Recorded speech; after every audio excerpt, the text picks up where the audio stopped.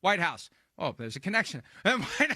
Pressing pause on the College Sports Commission. Let's just hit this briefly. Thank God they're doing it, Michael. I don't know that we've talked about this because, again, I can't remember what we have and haven't talked about.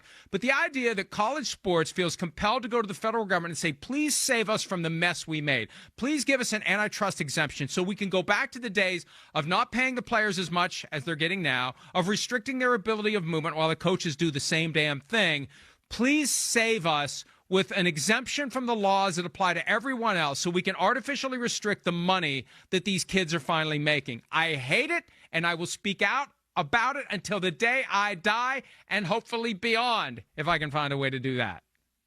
Well said. I'm glad you said it that way because we've been talking about this for years. I don't want to hear coaches talk about how broken the system is when every coach who says it, if I go to them and say, okay, tell me your story. Tell me how you got, especially big-time coaches, how did you get to the job that you're at right now? Tell me your path and tell me how much money you're making.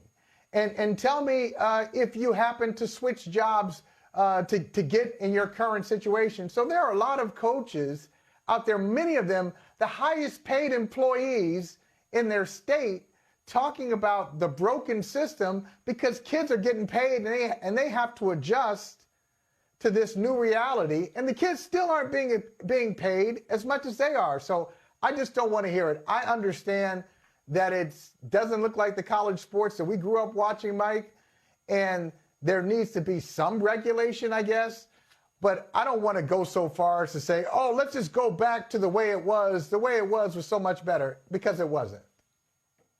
No, it was only better for the fat cats who were able to, it's, you know, as Eddie Murphy said, the ends are meeting like a mother effer when you don't have to pay the players.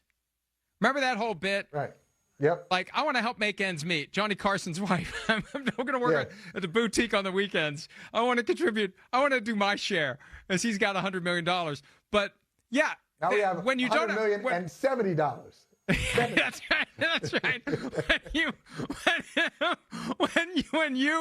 When you don't have to pay the players, life is a hell of a lot easier for the people who have to make the budgets for the colleges. When you don't have to pay the players, when the line item for labor is zero, it's a lot. And so now, and see what's happening is they're like, oh, well, it's NIL. It's coming. Yeah. What's happening is Peter is being robbed to pay Paul. The booster money that would otherwise go into the pockets of the university and only the university are going into the NIL funds. So, look, the colleges should have to fix this, not the federal government. That's always the knee-jerk thing. Anytime Congress is involved, don't they have better things to do? And I would submit to you on this, saving the NCAA and its member universities from the mess it created, Congress has better things to do. Anything is better than saving a private business that is not failing. That is not failing. It's an aspect of the private business that is somewhat less entertaining for our liking because of the mess they've made. So, okay. By the way, speaking of, we got to take a break. But real quickly, by the way, the same week that the NFL decided not to change playoff seeding, the NCAA decided conference championship doesn't matter. They're going to rank their playoff teams without regard. There's going to be no spot reserved for winning a conference championship. That gives Notre Dame a chance to get one of the buys. And I don't know that I want one of the buys. The buy's the kiss of death. You sit home for 3 weeks. The team you're about to play at a neutral site has played a game. If I had a home game, that'd be different. I get a week off, and then I have to go to a neutral site to play a team that's played a game since I've played a game. I've got to find a way to start the lawnmower again. That's the bigger issue to me. I don't care about the reseeding. I don't want one of those buys. Yeah, I mean, you look at it last year, the number one team before the playoffs started, Oregon, feeling pretty good, won the Big Ten in dominating fashion. And you sit there and you wait, and Ohio State plays Tennessee at home in the cold, and they're ready to go. And then they go out there and they knock Oregon's doors off. And Oregon is sitting there saying, what happened? Well, these guys are ready. These guys had played, and they were ready to go, and you're just sitting there waiting for your next opponent. So I'm with you. I don't know if I want to buy. I wouldn't want it.